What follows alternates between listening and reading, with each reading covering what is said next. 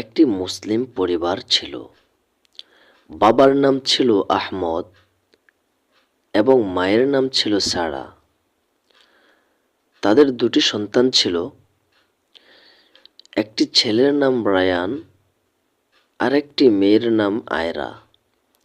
তো আহমদ ও সারা তাদের সন্তানদের নৈতিক শিক্ষা এবং ইসলামের ভিত্তিতে বড় করতে চেষ্টা করত।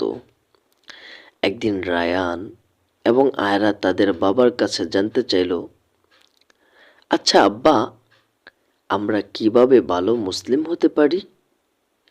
আহমদ সুন্দর করে বললেন, ভালো মুসলিম হতে হলে আমাদের আল্লাহর নির্দেশগুলি পালন করতে হবে এবং তার রাসূলুল্লাহ সাল্লাল্লাহু আলাইহি সাল্লামের অনুসরণ করতে হবে। আমাদের সহানুভূতি,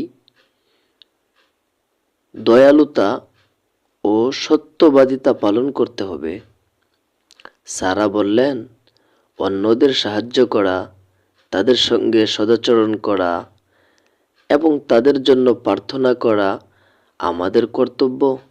রায়ান ও আয়রা সিদ্ধান্ত নিল, তারা তাদের ছোট ছোট কাজের মাধ্যমে শুরু করবে।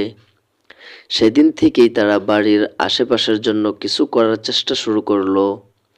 তারা বৃদ্ধদের সাথে সুন্দর আচরণ করতে গেল, তাদের কিছু কাজ করতে সাহায্য করলো এবং তাদের গল্প শুনল। সেই বৃদ্ধারা তাদের জন্য দোয়া করলেন এবং তাদের ভালো কাজের জন্য